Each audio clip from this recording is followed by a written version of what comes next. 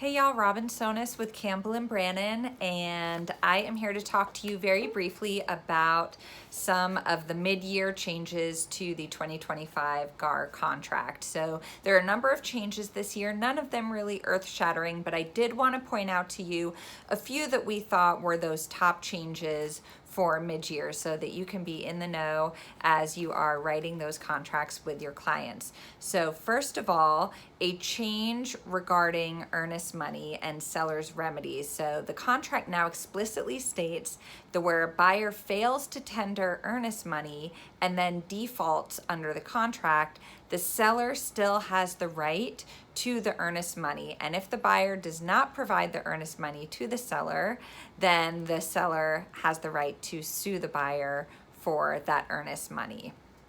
Next up, broker rights. Just real quick, letting you know that there's language in the contract stating that you as brokers are beneficiaries of the contract. That means you are entitled to your compensation. And they added language stating that where a party requests information regarding your compensation, you are required to provide that information in writing. You don't have to provide your brokerage agreement, but you do need to provide something in writing reflecting what your compensation agreement is with your client.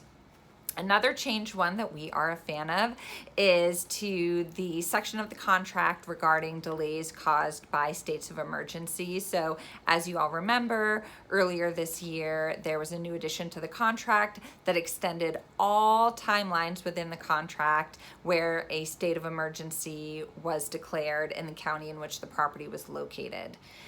That has now been modified that no extension can last more than 8 days. So we no longer have these potential weeks on end of delays for due diligence and closing.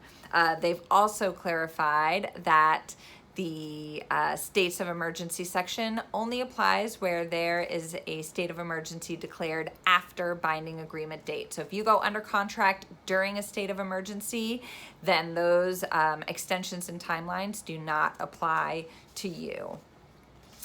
No substantive changes this year to the F-259, which is great, but just know that they have flip-flopped some of the sections in there. So when you're filling them out for the first few times, don't rely on muscle memory. Read through carefully, make sure that you are filling in the appropriate information in the appropriate place. And then for the community association disclosure, a few changes. Most importantly, how assessments are disclosed, that it's now been line itemed out based upon how assessments are paid. So if assessments are paid monthly, you're going to fill in the monthly section for just the amount that is paid each month. It is so much clearer than what it used to be, so it's really great. I think we're going to see fewer sellers making errors on that disclosure, which of course means that they're then not going to be responsible for paying any under-disclosed amounts because they will have gotten it just right and disclosed accurately. Now, if they do under-disclose annual assessments, the contract states specifically now that the seller is only responsible for paying under-disclosed annual assessments for the remainder of the HOA's fiscal year. So it doesn't go off of a calendar year, it's based upon the fiscal year. And then lastly, sale or lease of property contingency form.